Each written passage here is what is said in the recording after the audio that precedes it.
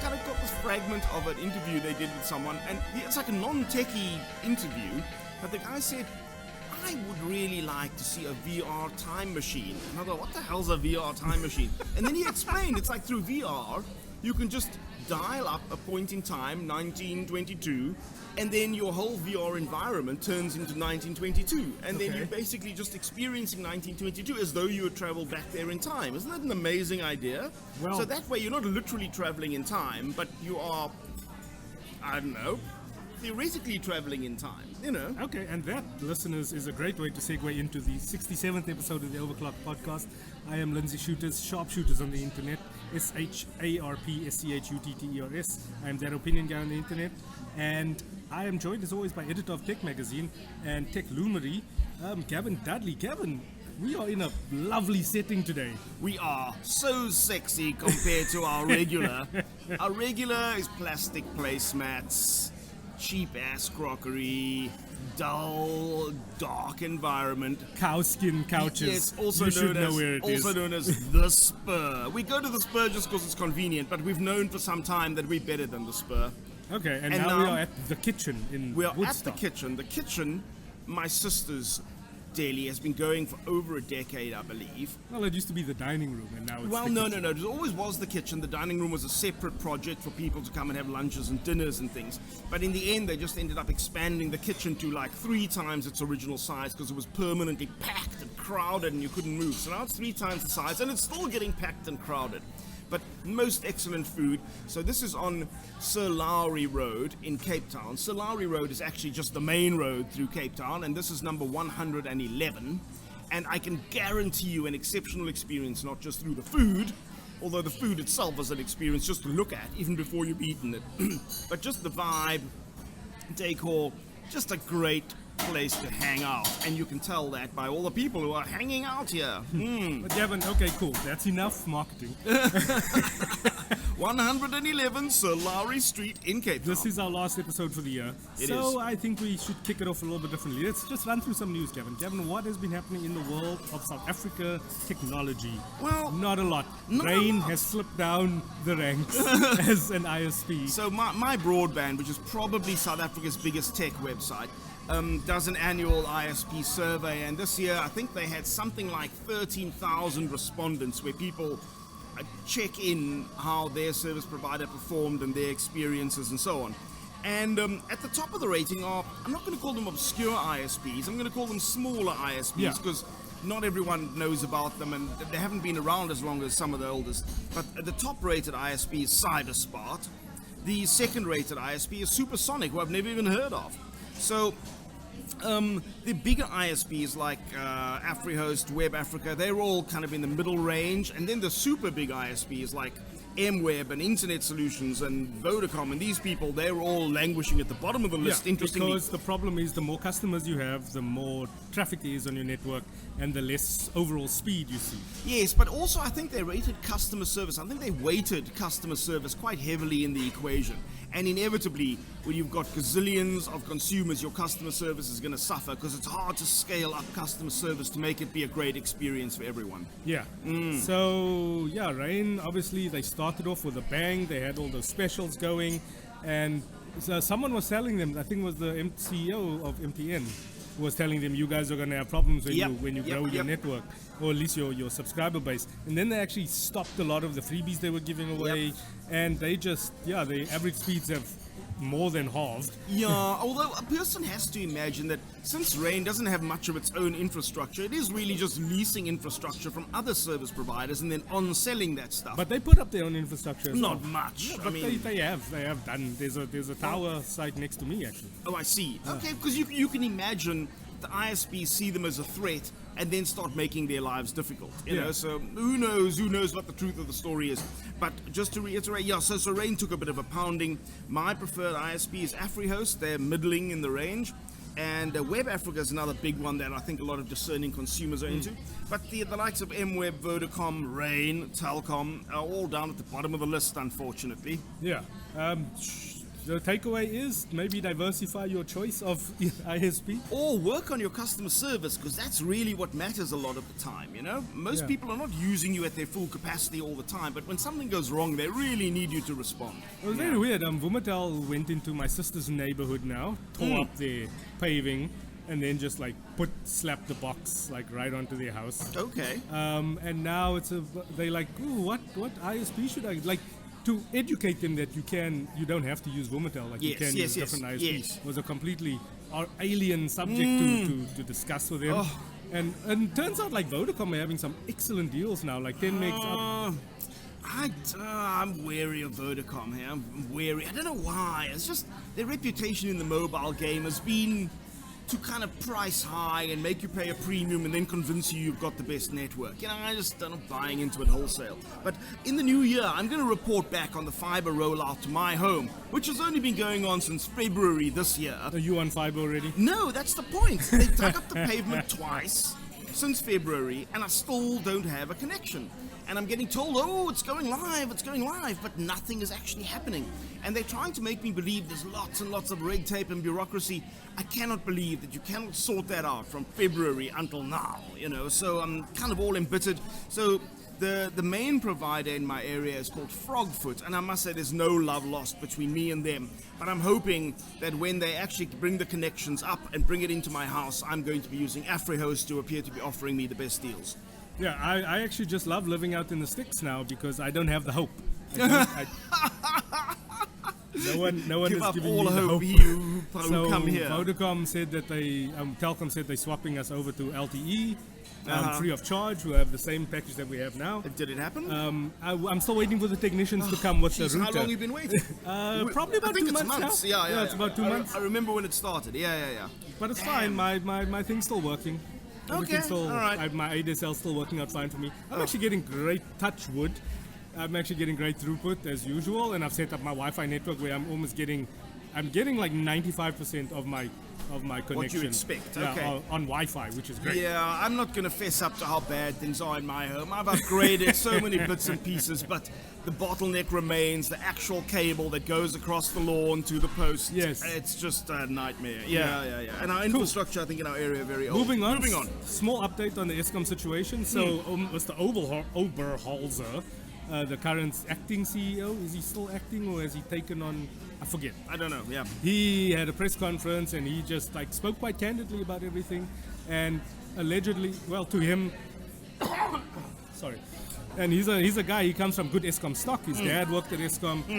He grew up in an ESCOM home. Okay. All right. One of those, you know, the company like Yeah. Yeah, his mom still lives there, and she doesn't have a generator allegedly. Okay. His thing is we've just neglected maintenance on a lot of our power stations so far. The planning was good to catch up to the usage, the projected usage. Yeah. It's just, there's been problems with the building. So when Hitachi was taken over by, I forget who now. So Hitachi originally provided all the heavy engineering that goes into the new power So station. the boilers and stuff. So when they were taken over, the customer experience has improved now. They are working hard. But they were taken over by a Japanese firm. So like apparently the fix to Madupi's boilers is being implemented in the first quarter of next year.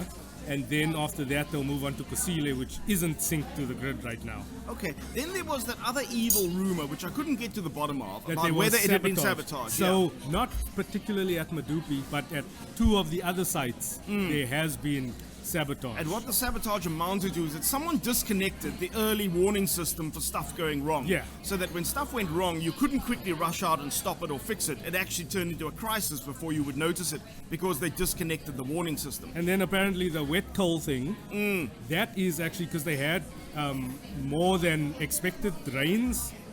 And like when those things happen, it floods into all sorts of stuff. Like some of the breakdowns were because it was flooding into cable boxes. Okay. And then they hard compact the coal in certain sites. Okay. To guard against, like they learned since the last time. the Okay, coal so it's got not wet. just piles of coal standing there. They actually package it up. Compacted them. So then you just scrape off the top layer. So the rains that came was so much that it actually just Penetrated. soaked all the way through, and coal was sitting in like on the conveyor belts. Actually, was the big problem. Okay. So as where the coal comes onto the conveyor belt, that's where the rain just ran down the conveyor belt. The thing is, I just don't think this sort of thing happens in Sweden and Germany, and so I still maintain. Come on, we got to pick up our act, man. It's great that you mentioned those two countries. Oh, I see. So there's been this whole spiel. I've been investigating like what the city of Cape Town's plans are, because they putting out a lot of press now saying of their plans for the future of taking the Western Cape like off grid or something. Right, City of Cape Town at least. Yeah. And then you're like, you don't own any distribution lines, bro. Yeah. Good luck with that. Yeah, fanciful notion. Yeah, I mean the Cape's been lobbying to provide its own power supply. So the biggest problem that we have in South Africa is when we measure ourselves against other countries where they have other sorts of solutions, more green solutions, sustainable, what do you call renewable solutions? Like probably 25% of the energy usage comes from gas. They don't have electric ovens in their houses. Okay, so that takes a huge load off the grid, yeah. Outside of Joburg, the gas situation in South Africa is not really good. No, it's not. And even in Joburg, it's ancient infrastructure and you're discouraged from using it, actually. Yeah, okay. But the good people of Parkhurst are rolling on Igoli gas. Okay, yeah, and a couple of other suburbs. When I lived there, we lived on gas. Yeah, okay. Yeah. All right, but I think we're a bit in the weeds there. I think the bottom line is we're smiling today because there's no load shedding. But, yes. It's coming. It's coming again. I live in fear. Yeah, they need to set up their maintenance schedule. Madupi's not going to be online for a while. Oh, jeez, man. It's January and February is going to be trying times. Oh. But moving on, Gavin, to happier things. Yes. It's the last show of the year. It is. We have gone through a lot of gadgets. I know you've probably tested like all of the low-end phones. We try. I've now rounded out. I have the iPhone 11 with me. I rounded out my top end. There's not much outside of the Mate 30 Pro that wasn't launched here. Yeah. Gavin, just a point on that DxO mark. I've lost complete respect for that company. Yeah, I think ever since they became a selling point for the big manufacturers, it feels almost as though they're being a little bit co-opted, Yeah. So I don't set much store by that. But then again, I don't set much store by any of those metrics. The performance of the camera is so much in the hands of the user. DxO mark are a company who do phone. They test. Highly scientific camera testing for cell phone camera testing. Well, and they do audio now as well. And surprisingly, Gavin, the LGs are not topping the list. Oh my goodness! And then you just look at them and you're like, no, dude, there's something wrong. Yeah. Everything wrong. Because everybody else who tests these things scientifically are getting metrics that are far above what you are. So I guess what we're saying is that when you see a phone marketed as having some fantastic DxO score, let's just say DisplayMate. Yeah, we've become a whole lot more skeptical about the DxO score, even those who maybe don't know anything about the DxO score. They put out their test of the Mate 30 Pro 5G, the Huawei Mate 30, which is now the leading camera according to 123 points. I mean, the points don't mean anything really. Yes. But yeah, it's the top of that's the best of the best. Okay. It's the absolute best of the best, Gavin. Well, you're only skeptical because you've got the iPhone 11 and you think the iPhone 11 is the best of the best. This is the best camera on a phone right now, Gavin. Going there. Fusion is a thing. This is the sweater mode. Yeah, sweater mode. Sweater mode is a thing. Yeah, it's just such. But anyway, let's get into. Just for those who don't know, sweater mode was a new camera mode. They demonstrated whether you could actually photograph textured things like sweaters, and it would show up. It works in the background. The AI fires off like a couple of images, samples those images, then breaks down by the pixel, and pieces it back together, like enhancing and doing like amazing things pixel for pixel. And Apple's calling that, what is its term? Deep fusion. Deep fusion. And it's incredible, Gavin. It takes a little bit of time when you open up the image, like it gives like a little step, and then it just, and yeah, the textures come out. I've shot this amazing image. Okay, well, you see, my version of cell phone photography is, oh, look at that funny bumper sticker on the back of that car. Snap. Walking down the street. Oh, look at that incredibly strange color of that sign. Snap. Deep fusion don't mean a thing to me. The other thing is these auto modes are important for most people. Okay. Why? What are they photographing? Like plates of food? Because you want the picture to come out good. You want it to be as good as it can be. But not when you're snapping like bumper stickers in the traffic light. like I am. Okay, but maybe I'm not the typical use case. Okay. Yeah, if you are an influencer and you're using your smartphone to create content, yes, I think it is the best phone you can use pandering right to the influencers will send you straight to hell, Lindsay. Straight to hell. Apple's going straight to hell. Sorry. Sorry to all the influencers listening to this. No, I'm kidding. All right. I know you don't like being called. So your point is you're loving your iPhone 11. iPhone 11, best camera on a phone for 2019. Okay. I don't set a whole lot of store by the cameras. My photography skills are just not nearly good enough. I want convenience. Yes. And most importantly, I hate when people overspend on a phone. They get so over-invested in the performance of that phone, which is really just marketing, because really you want to spend 5,000, 6,000 Rand on a phone and get everything in spades. As a result, my top phone for the year is the Huawei Y9 Prime, which has a 6.6-inch screen. Almost the biggest screen of any phone we've ever tested. Massive screen, and it backs it up with a really big battery, 4,000 milliamp hour battery. It's got everything in spades, works like a dream, feels like a dream, 5,500 Rand. Your phone, Lindsay, costing 15,000 Rand, that's right. Rand. So you're going to be paying that off for the rest of your life at 800 Rand a month. And that's before you've bought any data. My phone you can buy for cash at 5,500 Rand, and I promise you, most of us would not be able to know the difference between Lindsay's photo and my photo. Well, the one is an iPhone, the other one is an Android. That's phone, right. Which And I've now started to see some major differences between the thoughtfulness of design. So on the way here, Gavin, I was using Google Maps. He drank the I was Kool-Aid. using Google Maps, which is not an Apple program. Just by the way, it's not Yeah. Apple software. And if they took it away from Apple, where would Apple be? You would have no maps, bro. it would have Apple Maps, which has become quite good. Gavin. Already? That's the joke of the year. Can we put that down as the joke of the year? Apple Maps has become quite good. It is quite good. It's reached parity with a lot Okay, of things. moving on. So Anyway. your point with maps. So the point with Maps is, I was recording a voice message to send to Gavin to say, please get me next to a power outlet, maybe with our backs to the wall. And then you go out of the screen, and on Android you get picture-in-picture with the Google Maps. Yes. But sometimes you can go out of picture-in-picture.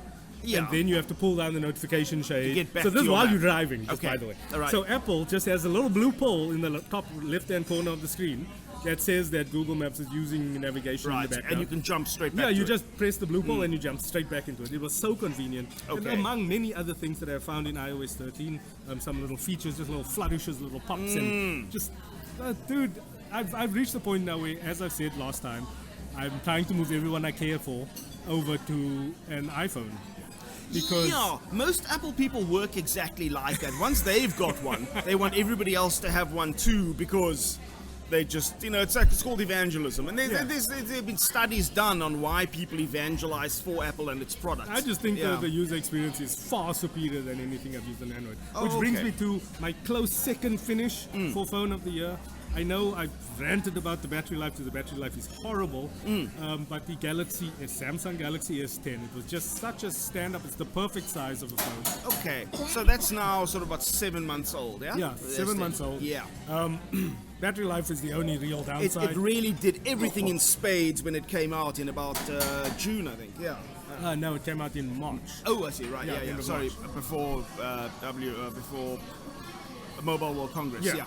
That was my second one. Gadget of the year for me, definitely the iPad Mini 5. So they took the iPhone 10s chip internals, they shoved it into the iPad Air, and then they weren't done. They were like, bugger it, we're going to take this 4-year-old iPad Mini and we're going to shove all of this power into the small size, and the battery lasts all day, and you get the full iPad experience in a palmable. Yeah, I mean, almost the only thing Lindsay and I agree on, apart from the fact that we're fabulous, the only other thing we agree on is that the iPad is a runaway success story for Apple and for tablets in general. Very few tablets even compare, in our opinion, And with an especially iPad. on the Mini, there's just nothing in the Android ecosystem that can touch it. Yeah, okay, so in the form factor. So if you're going to get a tablet, just get an iPad. Doesn't matter what other device you're using. Yeah. These days, compatibility is not a big issue. Get an iPad. Yeah, the only problems is file transfer and file management is a bit of a problem. They're trying to remedy that, but if you use the cloud, it's less of a problem. Yeah. Okay. Yeah. And so your price for the iPad Mini with its 6-inch screen, is it? No. It's a 7-inch screen. Yeah, I forget. It's 6.8. Okay. 6.8, but it's a 4x3 Right, a layout. little more square. Yeah. Yeah, Okay. so And your the- price is? The price is 6,500 rand. Yeah, that's still a bit of a premium. And for most other tablets that size, you're going to pay more like 3.5, 4. Yeah. But we still think, even under those circumstances, you're going to get an iPad. Yeah, Get and an just the iPad Mini or a regular iPad. Yeah, just the future proofing is also just Okay. crazy. Yeah, Okay, it'll so that's serve your- you like 3 years maybe. It's your gadget of the year. So your two favorite gadgets of the year are both Apple products. No surprises there. You've thrown Yes. in a little bit of S10 Yes. just to make it look a But little the less iPhone biased. 11 is my phone of the year. My laptop of the year is an interesting one. The Lenovo Y740. Lenovo Y740. That's the gaming one. Yes, the gaming okay. one. So that is in the Core i5 with the the GTX 2060. Okay. Or no, it's the RTX 2060. Yeah, yeah, The NVIDIA. So that's graphics NVIDIA's card. very latest graphic chip configuration. Yeah, with it's kind of ray the tracing and- yeah. mid-range one. Yeah. Yeah. Okay. It's just like for 23 grand, you're not going to get a much more powerful laptop. Yeah, that's true. That's true. I mean, it's got actually- 8 gigs of RAM, but you can expand that up Yeah. to 32, It's not, I think. it's not a bad deal. I mean, it's not an exceptionally good deal, but not a bad Yeah. deal, certainly. And it looks good. My laptop, I feel, unless you have a very specific business case for buying an expensive, thin and light laptop, I think you should be shopping around the 10, 11, 12,000 Rand category.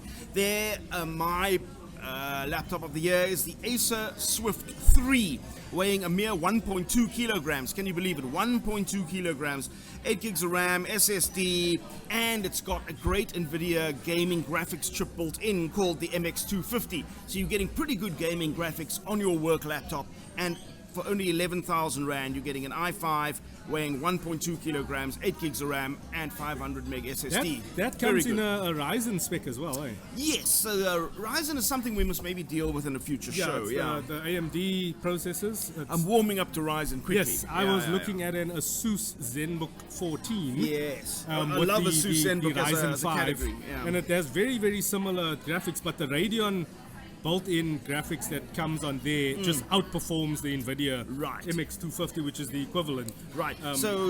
By spades, man. So AMD is really the only rival to Intel, Yeah. and at a quite a distance, but they inevitably match it in performance and undercut it in price. And one of their technologies is they have the graphics chip and the processor built into a single unit called an APU. But Yeah. that's totally in the weeds. We should move on. Yeah, My cool. I'm going to call you on wearable of the year. Don't say freaking Apple Watch, because there's just no way on earth Wearable you of could the year, possibly I don't pick it. have one. I actually don't have one right now Okay. because the Versa 2, Fitbit Versa 2, which would have been my Yeah. default pick, Yeah. wasn't that impressive for me. I don't like the Alexa integration. Yeah, not much I'm between. having troubles with the new software that just came out like Uh-huh, a couple of weeks ago.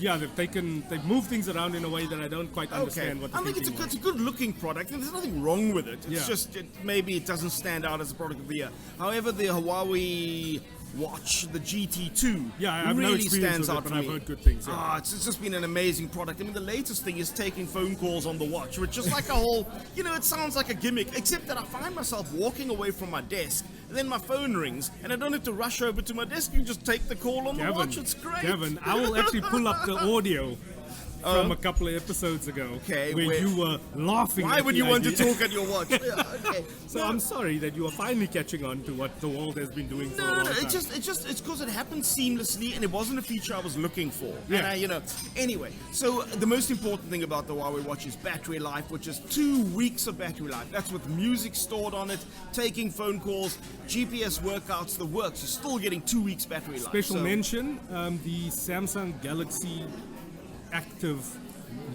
Watch Active 2. Uh-huh. They brought back kind of the rotating bezel, which was one of the greatest ways to interact with the watch. It's a touch one now. Oh, okay. You run your finger around the outside. Yeah. Battery life's also good. It's Nothing nice like and 2 weeks. stylish. Though. Nobody's getting 2 weeks. No, not no, even no, no. close. Everybody else getting 1 week. Yeah. Garmin will fight you though.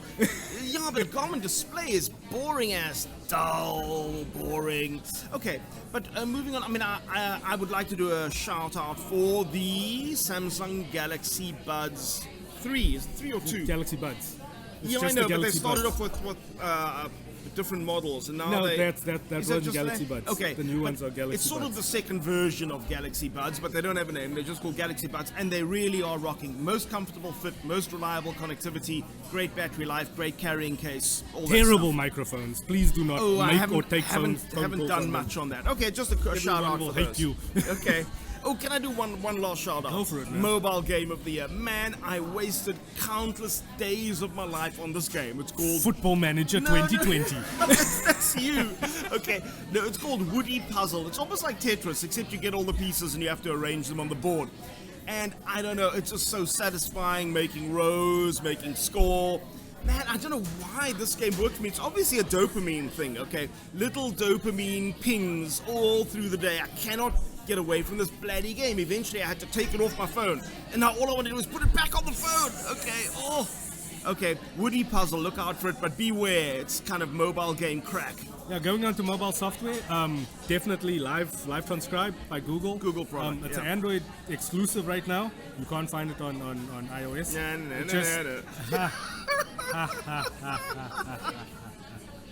Okay, It's just an tell us about it. awesome way to transcribe audio.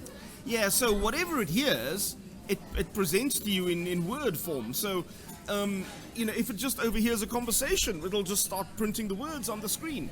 And very useful for journalists in interviews. There's nothing quite like having to capture an interview live typing while people are speaking. This way, it does the live typing for you. Very useful. Yeah, no, that's definitely up there. Microsoft has also become really great with their software this year as well. 2019's definitely been the year for software for them. Then moving on to just the streaming wars. My winner still is Showmax. Showmax has really taken leaps and bounds this year. And you've convinced me I need to move back to Showmax, I must say. You've just convinced me. Doing all of the catch-up duties for DSTV now is amazing. You get all the latest movies. You're getting a nice bouquet of shows, stuff. Yeah, HBO shows come straight onto Showmax as well. It's so good. For me, I see you have down here Spotify or YouTube. I'm gonna say Wait, let me guess, you're going with an Apple product. Oh my goodness, I'm shocked. I Lindsey. still hate the Spotify app. It's terrible. It is not a great app, I must say. It's a good service, not a great app. Yeah. Yeah, but they've been doing good. They bought Gimlet Anchor. Media as well. They bought and Anchor. they bought Anchor, which I use to upload this podcast. Yeah. So they're investing a lot into artists and into the podcasting space, Yeah. which I can applaud them for. There's been all sorts of deals going around. Yeah. But, So Spotify, it took a long time for Spotify to get to South Africa, but I mean, we don't really know who's subscribing to what in South Africa yet. There's no real data broken out for that. But yeah, but the best thing that I probably subscribed to this year was YouTube Premium. yes, I got free YouTube Premium for a With couple your of months. Samsung. Yes, so Yeah. I've been using that, and I don't know if I will notice when the premium ends. Oh yes, you will, because you'll You get think bombarded ads? by ads. You think so? eh? Yeah, Think my I'll notice it? daughter was telling me I was doing something and reminded her of an ad that she saw. And she was like, "Oh, but haven't you seen it?" And I was like, "My dear, I haven't seen ad-supported media in a very, very long Yeah, time. no, sure. I have no idea what you're talking I've been about." running into these challenges with my favorite websites, going, we see you're suppressing our ads Yes. in your website, but we really need that revenue to keep going. And I'm like, Yeah. okay, I'll let you post ads in my face. Just because you want your favorite websites. But to now, keep running. Gavin, we have been running long on this. Oh, yeah, sure. and we need to give the people what they want, Gavin. Oh yeah, you're right, and we're failing that. We're just mouthing off about our own Newsmaker stuff. of the year, Ooh. Huawei. And I called it, I said it before, and I love you guys, Huawei South Africa, you're doing amazing work, but I do not think that the mobile industry will suffer in any way should Huawei disappear from the map tomorrow. That's a big statement. Okay, by disappear you mean stop making handsets, because if their 5G technology goes away, we won't know it, but the world will be limping on with third-rate 5G. No, they won't. No, they won't. Oh, please. We've had the discussions about 5G, the new radio stuff, which is pretty much an LTE advantage. We know 5G's really being talked up beyond what it's Yeah. actually capable of at this point, but still. And the Huawei stuff is giving you that NR Okay. technology, So which the- LTE can match at some stage with some but clever... the reason Huawei's our newsmaker of the year is because despite all these setbacks, they have risen above to become China's leading phone maker. To do that, they had to unseat Apple, they had to unseat Samsung, they had to unseat all its local competitors in China. it's then penetrated European markets in a big way. It's penetrated African markets in a big way. 3 or 4 years ago, Huawei was nobody in South Africa. And Africa. then they spent money. Yes, I know. but they did so wisely in order to capture that market. So Huawei's become, now a prominent brand name for everyone, coming out of nowhere in just 3 or 4 years. So they're the newsmaker because their efforts were sabotaged deliberately by the US. We are still wondering why they had to sabotage Huawei's 5G efforts in the US, perhaps to prop up American industries, who knows? But despite all this adversity, they've come out, except for the most recent misstep. In my opinion, there's now hard evidence that shows that the Chinese government threatened certain countries overtaking Huawei's technologies and adopting them in their countries, or else there would be repercussions as the Chinese government. So the Chinese government's threatened Denmark, I believe, and then Germany. Of all people, you don't want to be threatening Germany. But in any event, there's hard evidence showing that the Chinese government has threatened these other countries with repercussions if they don't use Huawei technology. So, one of their statements to Germany, for example, was, just because we also produce cars doesn't mean we're going to stop German cars coming into China, because that would be protectionism. Yeah. So therefore, it's like a veiled threat that they could just overnight stop German I'm sure cars. Volkswagen got a bit shook in their boots a bit, because they have a lovely little facility sitting outside Hangzhou, I think. So I think that's these are producing the ID3s. These are